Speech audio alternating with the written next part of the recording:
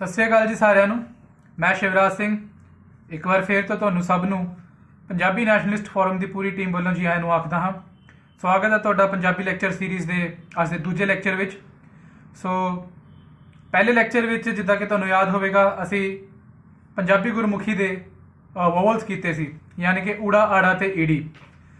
ਸੋ ਅੱਜ ਆਪਾਂ ਕੁਝ ਬਾਕੀ ਦੇ ਅਲਫਾਬੈਟਸ ਨਾਲ ਤੁਹਾਨੂੰ ਜਾਣੂ ਕਰਾਵਾਂਗੇ। ਸੋ ਤੁਹਾਨੂੰ ਦੱਸ ਦਈਏ ਕਿ ਪੰਜਾਬੀ ਗੁਰਮੁਖੀ ਦੀ ਹਰ ਸਫ਼ ਦੇ ਵਿੱਚ 5 ਅਲਫਾਬੈਟਸ ਆਉਂਦੇ ਨੇ। ਸੋ ਜਿਹੜੀ ਪਹਿਲੀ ਸਫ਼ ਹੈ ਆਪਣੀ, ਉਸ ਦੇ ਵਿੱਚ ਜਿਹੜੇ 5 ਅਲਫਾਬੈਟਸ ਆਉਂਦੇ ਨੇ, ਉਸ ਦੇ ਵਿੱਚੋਂ 3 ਯਾਨੀ ਕਿ ਊੜਾ ਆੜਾ ਈੜੀ ਅਸੀਂ ਤੁਹਾਨੂੰ ਦੱਸ ਚੁੱਕੇ ਹਾਂ। ਸੋ ਅੱਜ ਅਸੀਂ ਪਹਿਲੀ ਸਫ਼ ਦੇ ਚੌਥੇ ਅਲਫਾਬੈਟ ਤੋਂ ਇਹ ਲੈਕਚਰ ਦੀ ਸ਼ੁਰੂਆਤ ਕਰਨ ਜਾ ਰਹੇ ਹਾਂ।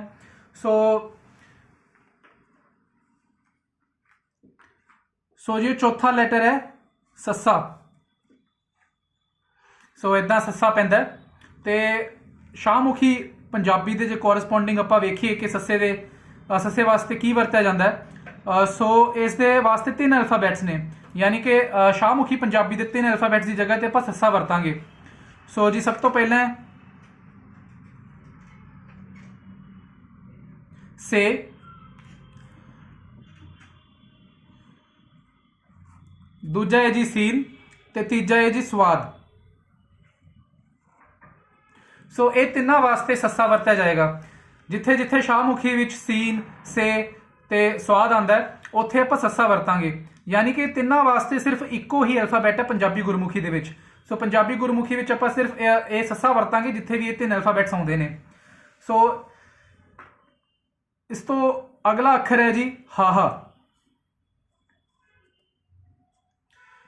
ਸੋ ਇਦਾਂ ਕਰਕੇ ਹਾਹਾ ਪੈਂਦਾ ਤੇ ਸ਼ਾਹਮੁਖੀ ਪੰਜਾਬੀ ਦੀ ਜੇ ਆਪਾਂ ਗੱਲ ਕਰੀਏ ਤਾਂ 2 ਲੈਟਰਸ ਨੇ ਇਸ ਦੇ ਕੋਰਸਪੋਂਡਿੰਗ, ਇੱਕ ਤੇ ਵੱਡੀ ਹੈ ਤੇ ਇੱਕ ਛੋਟੀ ਹੈ। ਸੋ ਜਿੱਥੇ ਵੀ ਛੋਟੀ ਹੈ ਤੇ ਵੱਡੀ ਹੈ ਵਰਤੀ ਜਾਂਦੀ ਹੈ ਉਸ ਦੀ ਜਗ੍ਹਾ ਸਿਰਫ ਆਪਣੇ ਕੋਲ ਹਾਹਾ ਹੈ, ਯਾਨੀ ਕਿ ਇਹ ਦੋਹਾਂ ਵਾਸਤੇ ਵੀ ਆਪਣੇ ਕੋਲ ਸਿਰਫ ਇੱਕ ਅਲਫਾਬੈਟ ਹੈ ਹਾਹਾ। ਸੋ ਜਿੱਥੇ ਵੀ ਛੋਟੀ ਹੈ ਆਏਗੀ ਜਾਂ ਵੱਡੀ ਹੈ ਆਏਗੀ ਉਹਦੇ ਵਾਸਤੇ ਆਪਾਂ ਹਾਹਾ ਵਰਤਦੇ ਹਾਂ। ਸੋ ਇਸ ਦੇ ਨਾਲ ਪਹਿਲੀ ਸਫ਼ ਕੰਪਲੀਟ ਹੁੰਦੀ ਹੈ। ਸੋ ਪਹਿਲੀ ਸਫ਼ ਦੇ ਵਿੱਚ ਊੜਾ ਆੜਾ ਈੜੀ। ਸੋ ਊੜਾ ਆੜਾ ਈੜੀ ਅਸੀਂ ਤੁਹਾਨੂੰ ਪਿਛਲੇ ਲੈਕਚਰ ਵਿੱਚ ਦੱਸ ਚੁੱਕੇ ਹਾਂ। ਤੇ ਚੌਥਾ ਹੈਗਾ ਜੀ ਸੱਸਾ ਤੇ ਪੰਜਵਾਂ ਹਾਹਾ। ਸੋ ਇਹ ਪੰਜਾਂ ਨੂੰ ਮਿਲਾ ਕੇ ਆਪਣੀ ਪੰਜਾਬੀ ਗੁਰਮੁਖੀ ਦੀ ਪਹਿਲੀ ਸਫ਼ ਪੂਰੀ ਹੋ ਜਾਂਦੀ ਹੈ। ਇਸ ਤੋਂ ਇਲਾਵਾ ਤੁਹਾਨੂੰ ਇੱਕ ਐਡੀਸ਼ਨਲ ਇਨਫੋਰਮੇਸ਼ਨ ਮੈਂ ਇੱਥੇ ਦੇਣਾ ਚਾਹਾਂਗਾ ਕਿ ਜੇ ਆਪਾਂ ਸੱਸੇ ਦੇ ਪੈਰ ਵਿੱਚ ਬਿੰਦੀ ਪਾ ਦਈਏ, ਸੋ ਇਹ ਹੈ ਜੀ ਆਪਣਾ ਸੱਸਾ, ਜੇ ਆਪਾਂ ਸੱਸੇ ਦੇ ਪੈਰ ਵਿੱਚ ਬਿੰਦੀ ਪਾ ਦਈਏ ਤਾਂ ਇਹ ਸ਼ੀਨ ਬਣ ਜਾਂਦਾ ਹੈ। ਸੋ ਇਹ ਓਰੀਜਨਲੀ ਪੰਜਾਬੀ ਗੁਰਮੁਖੀ ਦੇ ਵਿੱਚ ਨਹੀਂ ਸੀ, ਇਹ ਅਰੈਬਿਕ ਤੇ ਪਰਸ਼ੀਅਨ ਜ਼ੁਬਾਨ ਦੇ ਜੋ ਕੁਝ ਧਵਨੀਆਂ ਨੇ ਉਹਨਾਂ ਨੂੰ ਇਨਕਲੂਡ ਕਰਨ ਵਾਸਤੇ, ਜਿਵੇਂ ਕਿ ਤੁਹਾਨੂੰ ਪਹਿਲੇ ਲੈਕਚਰ ਵਿੱਚ ਦੱਸਿਆ ਗਿਆ ਸੀ ਕਿ 6 ਅਲਫਾਬੈਟਸ ਵੱਖਰੇ ਤੌਰ ਤੋਂ ਐਡ ਕੀਤੇ ਗਏ ਸੀ। ਸੋ ਇਹ ਉਹਨਾਂ ਵਿੱਚੋਂ ਇੱਕ ਹੈ ਤੇ ਇਹ ਪੰਜਾਬੀ ਗੁਰਮੁਖੀ ਦੀ ਆਖਰੀ ਸਫ਼ ਵਿੱਚ ਆਪਾਂ ਲਿਖਦੇ ਹਾਂ। ਸੋ ਇਹ ਮੈਂ ਤੁਹਾਨੂੰ ਪਹਿਲਾਂ ਇਸ ਲਈ ਦੱਸ ਦਿੱਤਾ ਕਿਉਂਕਿ ਸੱਸੇ ਦੀ ਤੇ ਸੱਸੇ ਪੈਰ ਬਿੰਦੀ ਦੀ ਜਿਹੜੀ ਸ਼ੇਪ ਉਹ ਸੇਮ ਹੈ, ਸਿਰਫ ਇੱਕ ਬਿੰਦੀ ਦਾ ਫਰਕ ਹੈ, ਬਾਕੀ ਸ਼ੇਪ ਤੁਸੀਂ ਦੇਖੋਗੇ ਬਿਲਕੁਲ ਸੇਮ ਹੈ। ਇਸ ਲਈ ਤੁਹਾਨੂੰ ਮੈਂ ਇਹ ਸੱਸੇ ਦੇ ਨਾਲ ਹੀ ਕਰਵਾ ਦਿੱਤਾ। ਸੋ ਜੀ ਇਹ ਹੈ ਸੱਸਾ, ਇਹ ਹੈ ਜੀ ਹਾਹਾ ਤੇ ਇਹਨੂੰ ਕਹਿੰਦੇ ਨੇ ਸੱਸੇ ਪੈਰ ਬਿੰਦੀ। ਸੋ ਸੱਸਾ, ਹਾਹਾ ਤੇ ਸੱਸੇ ਪੈਰ ਬਿੰਦੀ ਇਹ ਪਹਿਲੀ ਸਫ਼ ਦੇ ਅੱਖਰ ਨੇ, ਇਹ ਆਖਰੀ ਸਫ਼ ਵਿੱਚ ਵਰਤਿਆ ਜਾਏਗਾ। ਇਹ ਮੈਂ ਇਸ ਲਈ ਤੁਹਾਨੂੰ ਪਹਿਲਾਂ ਕਰਵਾ ਦਿੱਤਾ ਕਿਉਂਕਿ ਇਹਦੀ ਸੱਸੇ ਨਾਲ ਸ਼ੇਪ ਮਿਲਦੀ ਹੈ। ਤੇ ਇਸ ਤੋਂ ਬਾਅਦ ਜੋ ਅਗਲੀ ਸਫ਼ ਹੈ, ਜੋ ਪੰਜਾਬੀ ਗੁਰਮੁਖੀ ਦੀ ਜਿਹੜੀ ਦੂਜੀ ਸਫ਼ ਹੈ, ਸੋ ਉਸ ਦਾ ਪਹਿਲਾ ਅੱਖਰ ਹੈ ਜੀ ਕੱਕਾ। ਸੋ ਇਦਾਂ ਕਰਕੇ ਕੱਕਾ ਪੈਂਦਾ। ਕੱਕੇ ਦੇ ਕੋਰਸਪੋਂਡਿੰਗ ਵੀ ਆਪਣੇ ਕੋਲ 2 ਅੱਖਰ ਨੇ ਸ਼ਾਹਮੁਖੀ ਦੇ, ਇੱਕ ਕਾਫ ਤੇ ਦੂਜਾ ਕਾਫ। ਸੋ ਜਿੱਥੇ ਵੀ ਇਹ ਦੋਹੇ ਅੱਖਰ ਸ਼ਾਹਮੁਖੀ ਦੇ ਵਿੱਚ ਵਰਤੇ ਜਾਂਦੇ ਨੇ ਉੱਥੇ ਆਪਾਂ ਸਿਰਫ ਔਰ ਸਿਰਫ ਕੱਕਾ ਵਰਤਾਂਗੇ ਗੁਰਮੁਖੀ ਪੰਜਾਬੀ ਯੂਜ਼ ਕਰਦੇ ਵੇਲੇ। ਸੋ ਕਾਫ ਤੇ ਕਾਫ, ਇਹ ਦੋਨਾਂ ਕਾਫ ਵਾਸਤੇ ਆਪਣੇ ਕੋਲ ਸਿਰਫ ਔਰ ਸਿਰਫ ਇੱਕ ਕੱਕਾ ਹੀ ਹੈ।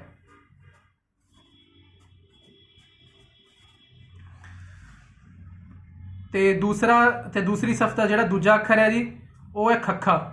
ਸੋ ਇਹ ਖੱਖਾ ਇਦਾਂ ਪੈਂਦਾ ਤੇ ਜੇ ਸ਼ਾਹਮੁਖੀ ਪੰਜਾਬੀ ਦੀ ਗੱਲ ਕੀਤੀ ਜਾਵੇ, ਸੋ ਕਾਫ ਲਿਖ ਕੇ ਕਾਫ ਦੇ ਨਾਲ 2 ਚਸ਼ਮੀ ਹੈ। ਸੋ ਕਾਫ ਦੇ ਨਾਲ 2 ਚਸ਼ਮੀ ਹੈ। ਸੋ ਇਸ ਪੂਰੇ ਅਲਫਾਬੈਟ ਨੂੰ, ਸੋ ਇਹ ਦੋਨਾਂ ਅਲਫਾਬੈਟ ਨੂੰ ਮਿਲਾ ਕੇ ਜੋ ਇਹ ਪੂਰਾ ਇੱਕ ਹੋਰ ਅਲਫਾਬੈਟ ਬਣ ਗਿਆ ਹੈ, ਇਸ ਦੇ ਵਾਸਤੇ ਆਪਾਂ ਖੱਖਾ ਵਰਤਾਂਗੇ।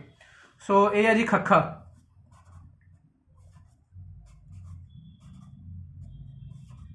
ਸੋ ਇਹਨੂੰ ਖੱਖਾ ਆਖਦੇ ਨੇ।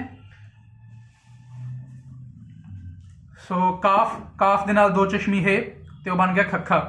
ਹੁਣ ਇਸੇ ਦੇ ਨਾਲ ਦੀ ਇੱਕ ਹੋਰ ਸ਼ੇਪ ਹੈ ਜੋ ਕਿ ਗੁਰਮੁਖੀ ਦੀ ਆਖਰੀ ਸਫ ਵਿੱਚ ਆਉਂਦੀ, ਜਿੱਦਾਂ ਕਿ ਸੱਸੇ ਪੈਰ ਬਿੰਦੀ ਸੱਸੇ ਨਾਲ ਸ਼ੇਪ ਮਿਲਦੀ ਸੀ ਤੇ ਆਖਰੀ ਸਫ ਵਿੱਚ ਆਉਂਦਾ ਹੈ। ਪਰਸ਼ੀਅਨ ਤੇ ਅਰੈਬਿਕ ਨੂੰ ਇਨਕਲੂਡ ਕਰਨ ਵਾਸਤੇ ਇਹ ਧਵਨੀ ਆਪਾਂ ਐਡ ਕੀਤੀ ਸੀ। ਉੱਦਾਂ ਹੀ ਹੁਣ ਖੱਖੇ ਨਾਲ ਵੀ ਇੱਕ ਮਿਲਦਾ ਜੁਲਦਾ, ਉੱਦਾਂ ਹੀ ਖੱਖੇ ਦੇ ਨਾਲ ਵੀ ਇੱਕ ਮਿਲਦਾ ਜੁਲਦਾ ਆਪਣੇ ਕੋਲ ਐਲਫਾਬੈਟ ਹੈ ਜੋ ਕਿ ਪੰਜਾਬੀ ਗੁਰਮੁਖੀ ਦੀ ਆਖਰੀ ਸਫ ਵਿੱਚ ਆਉਂਦਾ ਹੈ ਤੇ ਉਸ ਨੂੰ ਵੱਖਰੇ ਤੌਰ ਤੇ ਐਡ ਕੀਤਾ ਗਿਆ ਸੀ ਤਾਂ ਜੋ ਅਰੈਬਿਕ ਤੇ ਪਰਸ਼ੀਅਨ ਧਵਨੀਆਂ ਇਨਕਲੂਡ ਹੋ ਸਕਣ। ਸੋ ਉਹ ਇਸ ਸਫ ਦਾ ਹਿੱਸਾ ਨਹੀਂ ਹੈ, ਉਹ ਆਖਰੀ ਸਫ ਵਿੱਚ ਆਏਗਾ, ਪਰ ਪਹਿਲਾਂ ਤੁਹਾਨੂੰ ਇਸ ਲਈ ਦੱਸਿਆ ਜਾ ਰਿਹਾ ਹੈ ਕਿਉਂਕਿ ਉਹ ਖੱਖੇ ਨਾਲ ਉਸ ਦੀ ਸ਼ੇਪ ਬਹੁਤ ਮਿਲਦੀ ਜੁਲਦੀ। ਸੋ ਖੱਖਾ ਲਿਖ ਕੇ ਖੱਖੇ ਦੇ ਪੈਰ ਦੇ ਵਿੱਚ ਜੇ ਇੱਥੇ ਇੱਕ ਬਿੰਦੀ ਪਾ ਦਿਆਂਗੇ, ਸੋ ਇਹ ਖੱਖੇ ਪੈਰ ਬਿੰਦੀ, ਇਹਦੇ ਕੋਰਸਪੋਂਡਿੰਗ ਆਪਣੇ ਕੋਲ ਸ਼ਾਹਮੁਖੀ ਵਿੱਚ ਹੈਗੀ ਹੈ ਜੀ ਖੇ। ਸੋ ਖੇ ਵਾਸਤੇ ਖੱਖੇ ਪੈਰ ਬਿੰਦੀ ਵਰਤਿਆ ਜਾਂਦਾ ਹੈ। ਸੋ ਇਹ ਐਡੀਸ਼ਨਲ ਤੌਰ ਤੇ ਤੁਹਾਨੂੰ ਦੱਸ ਦਈਏ ਕਿ ਲਾਸਟ ਲਾਈਨ ਹੈ, ਇਹ ਵੀ ਲਾਸਟ ਲਾਈਨ ਦਾ ਐਲਫਾਬੈਟ ਹੈ। ਸੋ ਖੇ ਵਾਸਤੇ ਆਪਾਂ ਖੱਖੇ ਪੈਰ ਬਿੰਦੀ ਵਰਤਦੇ ਹਾਂ। ਤੇ ਤੀਸਰਾ ਹੈਗਾ ਜੀ ਆਪਣੇ ਕੋਲ ਗੱਗਾ। ਸੋ ਗਾਫ ਦੇ ਕੋਰਸਪੋਂਡਿੰਗ ਆਪਾਂ ਗੱਗਾ ਲਿਖਦੇ ਹਾਂ। ਸੋ ਗੱਗਾ ਜੋ ਹੈ ਉਹ ਗਾਫ ਦੇ ਕੋਰਸਪੋਂਡਿੰਗ ਲਿਖਿਆ ਜਾਂਦਾ ਹੈ। ਇੱਦਾਂ ਹੀ ਹੁਣ ਦੁਬਾਰਾ ਲਾਸਟ ਲਾਈਨ ਦਾ ਇੱਕ ਹੋਰ ਐਲਫਾਬੈਟ ਜੋ ਕਿ ਗੱਗੇ ਦੇ ਨਾਲ ਉਸਦੀ, ਕਿਉਂਕਿ ਗੱਗੇ ਦੇ ਨਾਲ ਉਸਦੀ ਵੀ ਸ਼ੇਪ ਬਹੁਤ ਮਿਲਦੀ ਜੁਲਦੀ ਹੈ। ਸੋ ਉਹ ਹੈ ਜੀ ਗੱਗੇ ਪੈਰ ਬਿੰਦੀ। ਗੱਗਾ ਲਿਖ ਕੇ ਗੱਗੇ ਦੇ ਪੈਰ ਵਿੱਚ ਬਿੰਦੀ ਪਾ ਦਿਆਂਗੇ ਤਾਂ ਇਹ ਬਣ ਜਾਏਗਾ ਗੈਨ। ਸੋ ਜਿੱਥੇ ਜਿੱਥੇ ਗੈਨ ਆਉਂਦਾ ਉੱਥੇ ਗੱਗੇ ਪੈਰ ਆਪਾਂ ਬਿੰਦੀ ਵਰਤਾਂਗੇ। ਇਹ ਵੀ ਜੋ ਹੈ ਲਾਸਟ ਲਾਈਨ ਦਾ ਹੈ। ਸੋ ਇਹ ਇੱਕ, ਇਹ ਦੂਜਾ ਤੇ ਇਹ ਤੀਜਾ, ਇਹ ਤਿੰਨੋਂ ਐਲਫਾਬੈਟਸ ਨੇ ਜਿਹੜੇ ਇਹ ਲਾਸਟ ਲਾਈਨ, ਇਹ ਪੰਜਾਬੀ ਗੁਰਮੁਖੀ ਦੀ ਜਿਹੜੀ ਆਖਰੀ ਸਫ ਹੈ, ਆਖਰੀ ਲਾਈਨ ਹੈ ਐਲਫਾਬੈਟਸ ਦੀ, ਇਹ ਉਹਦੇ ਵਿੱਚ ਆਉਣਗੇ। ਇਹ ਪਰ ਤੁਹਾਨੂੰ ਪਹਿਲਾਂ ਇਸ ਲਈ ਦੱਸ ਦਿੱਤੇ ਕਿਉਂਕਿ ਇਹਨਾਂ ਦੀ ਸ਼ੇਪ ਇਹ ਬਾਕੀ ਦੇ ਅੱਖਰਾਂ ਨਾਲ ਬਹੁਤ ਮਿਲਦੀ ਜੁਲਦੀ ਹੈ। ਤੇ ਦੂਸਰੀ ਸਫ ਦਾ ਹੁਣ ਜੋ ਚੌਥਾ ਅੱਖਰ ਹੈ ਜੀ ਉਹ ਹੈ ਜੀ ਘੱਗਾ। ਸੋ ਗਾਫ ਲਿਖ ਕੇ ਗਾਫ ਦੇ ਨਾਲ ਦੋ ਚਸ਼ਮੀ ਹੈ ਜਦੋਂ ਆਏਗੀ, ਇਸ ਪੂਰੇ ਐਲਫਾਬੈਟ ਨੂੰ, ਜੋ ਇਹ ਪੂਰਾ ਐਲਫਾਬੈਟ ਬਣ ਗਿਆ ਗਾਫ ਤੋਂ ਬਾਅਦ ਜੋ ਆਪਾਂ ਦੋ ਚਸ਼ਮੀ ਹੈ ਪਾ ਦਿੱਤੀ ਹੈ, ਇਸ ਨੂੰ ਆਖਦੇ ਜੀ ਘੱਗਾ। ਸੋ ਕੱਕਾ, ਖੱਖਾ, ਗੱਗਾ ਤੇ ਘੱਗਾ। ਤੇ ਦੂਸਰੀ ਸਫ ਦਾ ਹੁਣ ਜੋ ਆਖਰੀ ਐਲਫਾਬੈਟ ਹੈ ਜੀ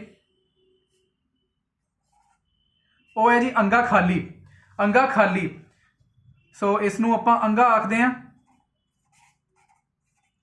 ਤੇ ਨਾਲ ਖਾਲੀ ਇਸ ਕਰਕੇ, ਖਾਲੀ ਦਾ ਇਹ ਮਤਲਬ ਹੈ ਕਿ ਕੋਈ ਵੀ ਲਫ਼ਜ਼ ਜਾਂ ਕੋਈ ਵੀ ਸ਼ਬਦ ਜੋ ਹੈ ਉਹ ਇਸ ਐਲਫਾਬੈਟ ਨਾਲ ਸਟਾਰਟ ਨਹੀਂ ਹੋ ਸਕਦਾ।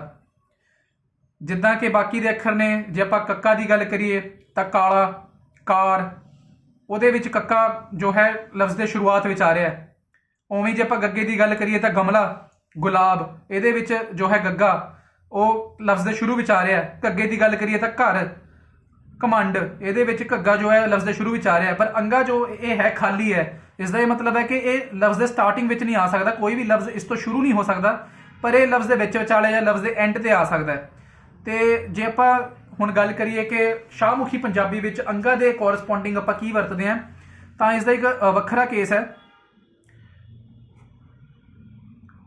ਨੂਨ ਗੁੰਨਾ ਦੇ ਨਾਲ ਜਦੋਂ ਗਾਫ ਲਿਖਿਆ ਜਾਂਦਾ ਹੈ, ਸੋ ਨੂਨ ਗੁੰਨਾ ਦੇ ਨਾਲ ਜਦੋਂ ਗਾਫ ਲਿਖਿਆ ਜਾਂਦਾ ਹੈ ਉਦੋਂ ਅੰਗਾ ਵਰਤਿਆ ਜਾਂਦਾ ਹੈ। ਉਦਾਹਰਨ ਦੇ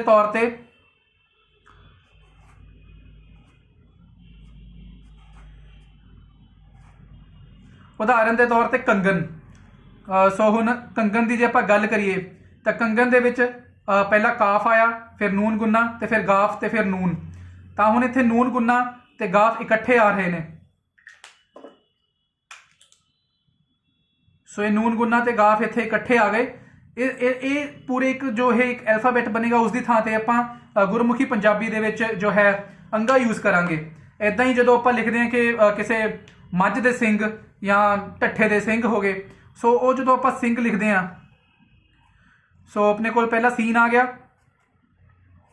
ਸੀਨ ਤੋਂ ਬਾਅਦ ਨੂਨ ਗੁੰਨਾ ਅਤੇ ਫਿਰ ਗਾਫ। ਸੋ ਇਸ ਦੇ ਵਿੱਚ ਵੀ ਹੁਣ ਦੇਖੋ ਜਿੱਥੇ ਵੀ ਇਹ ਨੂਨ ਗੁੰਨਾ ਤੇ ਨਾਲ ਗਾਫ ਆ ਰਿਹਾ ਹੈ, ਇਸ ਦੀ ਥਾਂ ਤੇ ਜਦੋਂ ਆਪਾਂ ਸਿੰਘ ਗੁਰਮੁਖੀ ਪੰਜਾਬੀ ਦੇ ਵਿੱਚ ਲਿਖਾਂਗੇ ਤਾਂ ਉਹਦੀ ਥਾਂ ਤੇ ਆਪਾਂ ਅੰਗਾ ਲਿਖ ਦਿਆਂਗੇ। ਸੋ ਇਸ ਦੇ ਨਾਲ ਹੀ ਜੋ ਪੰਜਾਬੀ ਗੁਰਮੁਖੀ ਦੀ ਦੂਸਰੀ ਸਫ ਹੈ ਉਹ ਵੀ ਕੰਪਲੀਟ ਹੁੰਦੀ ਹੈ। ਸੋ ਪਹਿਲੀ ਸਫ ਦੇ ਵਿੱਚ ਹੋ ਗਏ ਆਪਣੇ ਕੋਲ ਊੜਾ ਆੜਾ ਈੜੀ ਸੱਸਾ ਤੇ ਹਾਹਾ, ਤੇ ਦੂਸਰੀ ਜਿਹੜੀ ਸਫ ਹੈ ਉਹਦੇ ਵਿੱਚ ਹੁੰਦਾ ਜੀ ਕੱਕਾ, ਖੱਖਾ, ਗੱਗਾ, ਘੱਗਾ ਤੇ ਅੰਗਾ। ਸੋ ਇਹ ਦੂਸਰੀ ਸਫ ਹੋ ਗਈ, ਕੱਕਾ, ਖੱਖਾ, ਗੱਗਾ, ਘੱਗਾ ਤੇ ਅੰਗਾ। ਤੇ ਜਿਹੜੇ ਮੈਂ ਤੁਹਾਨੂੰ ਜਿਵੇਂ ਦੱਸ ਹੀ ਦਿੱਤਾ ਕਿ ਖੱਖੇ ਪੈਰ ਬਿੰਦੀ, ਗੱਗੇ ਪੈਰ ਬਿੰਦੀ ਜਾਂ ਸੱਸੇ ਪੈਰ ਬਿੰਦੀ, ਇਹ ਇਸ ਸਫ ਦੇ ਨਾਲ ਤਾਲੁਕਾਤ ਨਹੀਂ ਰੱਖਦੇ, ਇਹ ਪੰਜਾਬੀ ਗੁਰਮੁਖੀ ਦੀ ਆਖਰੀ ਸਫ ਦੇ ਵਿੱਚ ਵਰਤੇ ਜਾਣਗੇ। ਸੋ ਇਸੇ ਦੇ ਨਾਲ ਆਪਣੀ ਦੂਸਰੀ ਸਫ ਕੰਪਲੀਟ ਹੁੰਦੀ ਹੈ। ਸੋ ਹੁਣ ਆਪਾਂ ਤੀਸਰੀ ਸਫ ਵੱਲ ਵਧਦੇ ਹਾਂ ਜੀ ਅੱਗੇ। ਸੋ ਤੀਸਰੀ ਸਫ ਦਾ ਜੋ ਸਭ ਤੋਂ ਪਹਿਲਾ ਐਲਫਾਬੈਟ ਹੈ ਜੀ ਉਹ ਹੈ ਜੀ ਚੱਚਾ। ਸੋ ਇੱਦਾਂ ਕਰਕੇ ਪੈਂਦਾ ਚੱਚਾ। ਸੋ ਇਹਦੇ ਕੋਰਸਪੋਂਡਿੰਗ ਜੋ ਆਪਣੇ ਕੋਲ ਸ਼ਾਹਮੁਖੀ ਪੰਜਾਬੀ ਦੇ ਵਿੱਚ ਹੈ ਉਹ ਹੈ ਜੀ ਚੇ। ਸੋ ਚੇ ਦੇ ਕੋਰਸਪੋਂਡਿੰਗ ਆਪਣੇ ਕੋਲ ਚੱਚਾ। ਸੋ ਕੋਰਸਪੋਂਡਿੰਗ ਸੋ ਚੇ ਦੇ ਕੋਰਸਪੋਂਡਿੰਗ ਆਪਣੇ ਕੋਲ ਪੰਜਾਬੀ ਗੁਰਮੁਖੀ ਦੇ ਵਿੱਚ ਹੈਗੀ ਚੱਚਾ। ਇਸ ਤੋਂ ਅਗਲਾ ਜੋ ਆਪਣੇ ਕੋਲ ਐਲਫਾਬੈਟ ਹੈ ਉਹ ਹੈ ਜੀ ਛੱਛਾ। ਸੋ ਛੱਛਾ ਇੱਕ ਵਾਰ ਤੁਹਾਨੂੰ ਹੋਰ ਲਿਖ ਕੇ ਦਿਖਾ ਦਈਏ। ਸੋ ਇੱਦਾਂ ਕਰਕੇ ਪੈਂਦਾ ਜੀ ਛੱਛਾ। ਸੋ ਛੱਛੇ ਦਾ ਹੈਗਾ ਸਭ ਤੋਂ ਪਹਿਲਾਂ ਦਾ ਚੇ, ਤੇ ਚੇ ਦੇ ਨਾਲ ਦੋ ਚਸ਼ਮੀ ਹੈ। ਸੋ ਜਿੱਥੇ ਵੀ ਚੇ ਦੇ ਨਾਲ ਦੋ ਚਸ਼ਮੀ ਹੈ ਪੈਂਦੀ ਹੈ, ਸੋ ਇਸ ਇੱਕ ਪੂਰੇ ਐਲਫਾਬੈਟ ਨੂੰ ਆਪਾਂ ਛੱਛਾ ਆਖਦੇ ਹਾਂ। ਸੋ ਇਹ ਹੈ ਜੀ ਚੱਚਾ ਚੋਰ, ਤੇ ਇਹ ਛੱਛਾ ਛਤਰੀ। ਸੋ ਚੋਰ ਵਾਸਤੇ ਚੱਚਾ ਤਾਂ ਉਸਦੇ ਵਾਸਤੇ ਇਹ ਵਰਤਿਆ ਜਾਏਗਾ। ਜਿੱਥੇ ਛਤਰੀ ਚ ਦੇ ਨਾਲ ਦੋ ਚਸ਼ਮੀ ਹੈ ਲੱਗਦੀ ਹੈ ਉੱਥੇ ਛਤਰੀ, ਸੋ ਉੱਥੇ ਛੱਛਾ ਵਰਤਿਆ ਜਾਏਗਾ। ਤੇ ਇਸ ਤੋਂ ਅਗਲਾ ਆਪਣੇ ਕੋਲ ਐਲਫਾਬੈਟ ਹੈ ਜੀ ਜੱਜਾ। ਸੋ ਜੱਜੇ ਵਾਸਤੇ ਆਪਣੇ ਕੋਲ ਸ਼ਾਹਮੁਖੀ ਪੰਜਾਬੀ ਦੇ ਵਿੱਚ ਹੈਗਾ ਜੀ ਜੀਮ। ਸੋ ਜੀਮ ਦੀ ਜਗ੍ਹਾ ਆਪਾਂ ਜੱਜਾ ਵਰਤਦੇ ਹਾਂ। ਸੋ ਜੀਮ ਦੇ ਕੋਰਸਪੋਂਡਿੰਗ ਆਪਣੇ ਕੋਲ ਹੈਗਾ ਜੀ ਜੱਜਾ। ਸੋ ਜੱਜਾ ਵਰਤਿਆ ਜਾਏਗਾ ਜਿੱਥੇ ਜਿੱਥੇ ਜੀਮ ਆਏਗਾ। ਸੋ ਇਸ ਦੇ ਨਾਲ ਹੀ ਇੱਕ ਹੋਰ ਮਿਲਦਾ ਜੁਲਦਾ ਕੇਸ ਜੋ ਕਿ ਪੰਜਾਬੀ ਗੁਰਮੁਖੀ ਦੀ ਆਖਰੀ ਸਫ ਵਿੱਚ ਆਉਂਦਾ ਹੈ, ਜਿੱਦਾਂ ਕਿ ਆਪਾਂ ਪਹਿਲਾਂ ਕੇਸ ਕੀਤੇ ਸੱਸੇ ਪੈਰ ਬਿੰਦੀ, ਖੱਖੇ ਪੈਰ ਬਿੰਦੀ, ਗੱਗੇ ਪੈਰ ਬਿੰਦੀ, ਉੱਦਾਂ ਹੀ ਪੰਜਾਬੀ ਗੁਰਮੁਖੀ ਦੀ ਆਖਰੀ ਸਫ ਦੇ ਵਿੱਚ ਹੈਗੇ ਜੱਜੇ ਪੈਰ ਬਿੰਦੀ। ਸੋ ਜੱਜੇ ਪੈਰ ਬਿੰਦੀ, ਸੋ ਜੱਜੇ ਦੇ ਪੈਰ ਵਿੱਚ ਜੇ ਆਪਾਂ ਬਿੰਦੀ ਪਾ ਦਈਏ ਤਾਂ ਇਹ ਜੱਜੇ ਪੈਰ ਬਿੰਦੀ ਇਹ ਜ਼ੈਡ ਦੀ ਆਵਾਜ਼ ਕੱਢਦਾ ਹੈ। So this is for the sound of Z. So ਜੇ ਆਪਾਂ ਸ਼ਾਹਮੁਖੀ ਪੰਜਾਬੀ ਦੀ ਗੱਲ ਕਰੀਏ ਤਾਂ ਇਸ ਦੇ ਕੋਰਸਪੋਂਡਿੰਗ ਆਪਣੇ ਕੋਲ 5 ਐਲਫਾਬੈਟਸ ਨੇ। ਸੋ 5 ਐਲਫਾਬੈਟਸ ਜਿੱਥੇ ਆਪਣੇ ਕੋਲ ਜ਼ੇ ਆਵੇ,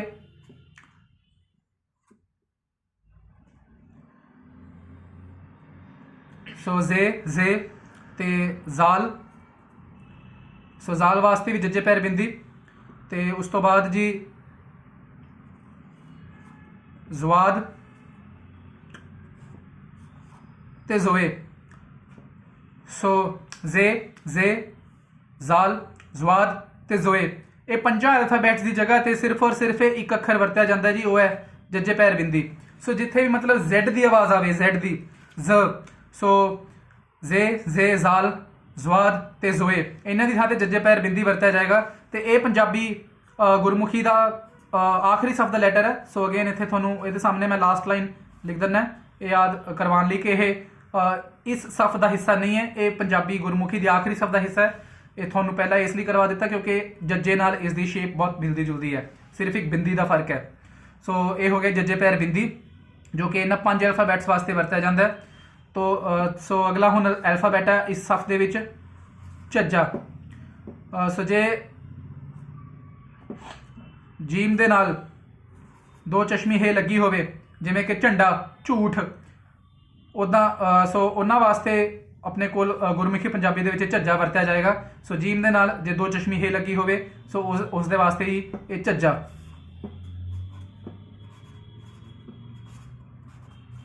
ਸੋ ਝੱਜਾ ਜੀਮ ਦੇ ਨਾਲ ਜੇ ਜੀਮ ਦੇ ਨਾਲ ਜੇ ਆਪਾਂ ਦੋ ਚਸ਼ਮੀ ਹੈ ਪਾਈ ਹੋਵੇ ਤਾਂ ਝੱਜਾ। ਤੇ ਇਸ ਸਫ ਦਾ ਜੋ ਹੁਣ ਆਖਰੀ ਆਪਣੇ ਕੋਲ ਐਲਫਾਬੈਟ ਬਣਦਾ ਹੈ, ਸੋ ਆਖਰੀ ਐਲਫਾਬੈਟ ਹੈ ਜੀ ਅਈਆਂ। ਸੋ ਇਸ ਨੂੰ ਆਖਦੇ ਨੇ ਜੀ ਅਈਆਂ। ਇਹ ਵੀ ਖਾਲੀ ਹੈ, ਅਈਆਂ ਖਾਲੀ। ਸੋ ਜਿਵੇਂ ਪਹਿਲਾਂ ਅੰਗਾ ਖਾਲੀ ਸੀ, अइयां भी खाली, खाली का मतलब है कि अइयां जो है वो लफ्ज़ के स्टार्टिंग में नहीं आ सकता। कोई भी लफ्ज़, कोई भी वर्ड, कोई भी अल्फाज अइयां तो स्टार्ट नहीं होएगा। अइयां जां तां वर्ड के विचाले आएगा जां वर्ड के एंड ते आएगा। सो इनू कहते हैं जी अइयां, इनू भी खाली कहा जाता नाल। सो अंगा खाली, अइयां खाली, ये दोवें अल्फाबैट्स ऐसे ने जो किसी वर्ड की स्टार्टिंग में नहीं आउणगे। तो जे मैं गल करा कि शाहमुखी पंजाबी दे विच इहदे कोरसपोंडिंग की वरत्या जाता है, तो इसका भी एक स्पैसीफिक केस है जी, जदों नून गुना दे नाल जीम वरत्या गया होवे। सो नून गुना दे नाल जीम जदों वरत्या जाता है, सो उस केस दे विच आपां अइयां वरतांगे गुरमुखी पंजाबी दे विच। उदाहरण के तौर पर जिवें वंज,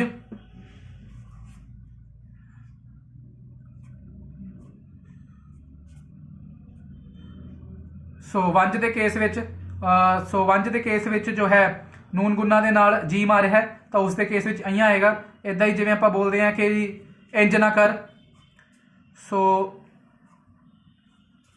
इंज ना कर, इंज दे विच भी जो है नून गुना दे नाल जीम आ रहा है। सो इस केस विच भी ये पूरे एक अल्फाबैट वास्ते अइयां वरत्या जाएगा। सो वंज, इंज, इदां ही आपां कहने तरिंजन, कुड़ियां दा जिवें तरिंजन हुंदा है, तो उस दे विच भी नून गुन्ने दे नाल जो है जीम आउंदा है, और सो उस केस विच भी अइयां वरत्या जाएगा। बाकी जो आपां वर्ड फॉर्मेशनस करांगे, बाकी दी यूज़ तुहानूं उस दे विच दस दित्ती जाएगी। पर तुहानूं दस दियां कि अंगा ते अइयां ये दोनों बहुत ही रेयरली यूज़ किए जाते हैं, कि बहुत ही घੱਟ यूज़ की जाती है इन्हां दी। सो जो आप वर्ड फॉर्मेशनस करांगे उदों तुहानूं होर गहराई नाल दस दिता जाएगा कि इन्हां लफ्ज़ां नूं किद्दां वरत्या जाता है। सो यह है जी पंजाबी गुरमुखी की तीसरी सफ। सो चच्चा, छच्छा, जज्जा, झज्जा ते अइयां खाली। सो यह है जी तीसरी सफ। फिर तुहानूं दस दईए कि जज्जे पैर बिंदी इस सफ का हिस्सा नहीं है, वो पंजाबी गुरमुखी की आखिरी सफ का हिस्सा बनेगा। सो इस दे नाल ही तीसरी सफ खत्म होंदी है। सो हुण चौथी सफ की वारी है जी। तो हुण पंजाबी गुरमुखी की जिहड़ी चौथी सफ है उसदे वल आपां वधदे हां अगे। सो सब तो पहला वारी है जी, चौथी सफ का पहला अखर वो है जी टैंका। सो इसनूं टैंका आखदे ने।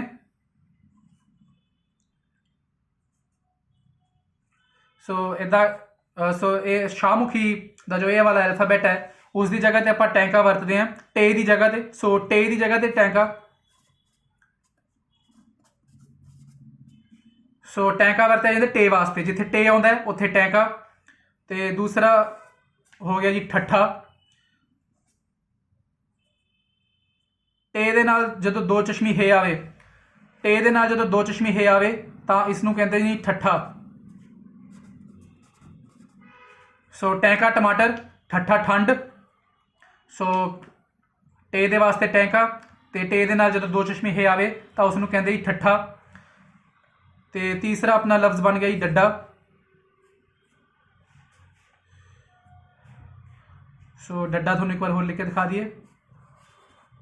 सो ये डड्डा है जी।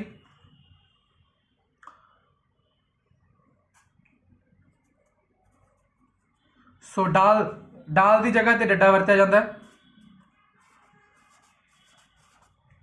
सो डड्डा ये डाल की जगह पर वरत्या जाएगा। अगला जी ढड्डा। सो ढड्डा जो है जे डाल दे नाल दो चश्मी हे आंदी होवे, डाल दे नाल जो दो चश्मी हे आंदी होवे तो बन जाएगा जी ढड्डा। सो डड्डा डड्डू, ढड्डा ढाबा। सो ढाबा वास्ते ढड्डा ते डड्डू वास्ते डड्डा। सो डड्डा जो डाल की जगह ते डाल दे नाल जो दो चश्मी हैगी तो ढड्डा बन जाएगा। तो इस सफ का आखिरी जो अल्फाबैट है जी वो है जी नाणा खाली। सो नाणा खाली, इसनूं नून की जगह वरत्या जाता है। सो गौर करने वाली गल यह है कि नून के उत्ते आ जिहड़ा सिंबल आपां पाया होया है उसदे वास्ते वरत्या जाएगा। सो नून के उपर जो सिंबल ये लगता है तो उसदे वास्ते आपां नाणा वरतांगे।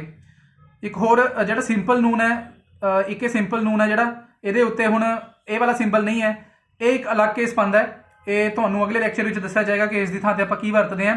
पर जो नून के उत्ते ये वाला सिंबल प्रॉपर लग्या होवे तो उसनूं नाणा आखदे ने। सो ये है जी नाणा। सो नाना भी खाली है, यानी कि कोई भी अल्फाबैट नाना तो स्टार्ट नहीं हो सकता। नाना जो है वो वर्ड के विचाले या वर्ड के एंड से आएगा। सो ये है जी अपनी चौथी सफ। सो ये आ गया जी अपने को टैंका, ठट्ठा, डड्डा, ढड्डा ते नाना। सो ये है जी पंजाबी गुरमुखी की चौथी सफ। सो इस दे नाल ही अपनी चार जड़ियाँ पंजाबी गुरमुखी दियाँ रोज़ ने अल्फाबैट दियाँ वो कंप्लीट होंदियां ने, ते 3 रोज़ होर बचियां ने, वो तुहानूं अगले लैक्चर में असीं कवर करावांगे। फिलहाल तुसीं इस लैक्चर नूं चंगी तरह एक बार गो थ्रू हो लो, क्योंकि शेप्स ही बहुत ज़रूरी ने। एक बार तुहानूं शेप्स पता चल गया कि किस दी जगह ते की वरतना है, तो पंजाबी गुरमुखी सीखनी तुहाडे वास्ते बहुत ही ज़्यादा आसान हो जाएगी। सो जे आपां समराइज करना होवे, सो जे आपां समराइज करना होवे, सो सब तो पहला जी ऊड़ा, आड़ा, ईड़ी, सस्सा, हाहा। उस तो बाद जी कक्का, खखा, गग्गा, घग्गा, अंगा। अंगा खाली। सो ऊड़ा, आड़ा, ईड़ी, ससा, हाहा, कक्का, खखा, गग्गा, घग्गा, अंगा। उस तो बाद जी चच्चा, छच्छा, जज्जा, झज्जा ते अइयां खाली। सो अइयां खाली। उस तो बाद जी टैंका, ठट्ठा, डड्डा, ढड्डा ते नाना खाली। इस तो बाद 1 2 3, सो 3 लाइनस होर ने अल्फाबैट्स दियां, तो उस तो बाद आखिरी लाइन आती है जिसदे आपां कुछ अल्फाबैट्स तुहाडे नाल डिस्कस कर चुके हैं। वो है जी सस्से पैर बिंदी, खखे पैर बिंदी, गग्गे पैर बिंदी ते जज्जे पैर बिंदी। ते इस तो बाद 2 अल्फाबैट्स अपने कोल होर ने जो कि तुहानूं अगले लैक्चर में असीं कवर करावांगे, क्योंकि वो 2 अल्फाबैट्स की जिहड़ी शेप है वो ये 3 लाइनस दे विच जिहड़े अल्फाबैट्स आंदे ने उन्हां नाल बहुत मिलदी जुलदी है। सो ये 4 पहलियां सफ़ां ते आखिरी सफ दे पहले 4 लफ्ज़, पहले 4 अखर असीं तुहाडे नाल डिस्कस कर चुके हैं। सो इस दे नाल ही अज का लैक्चर खत्म होंदा है। तुहानूं किसी भी प्रकार का कोई भी डाउट होवे तां तुसीं कमेंट सैक्शन में कमेंट करके डाउट पुछ सकते हो। असीं तुहानूं छेती छेती रिप्लाई करके तुहाडा डाउट दूर करांगे। सो इस दे नाल असीं तुहाडी विदा लैंदे हां ते मिलदे जी अगले मंगलवार तीसरे लैक्चर दे नाल। धन्नवाद।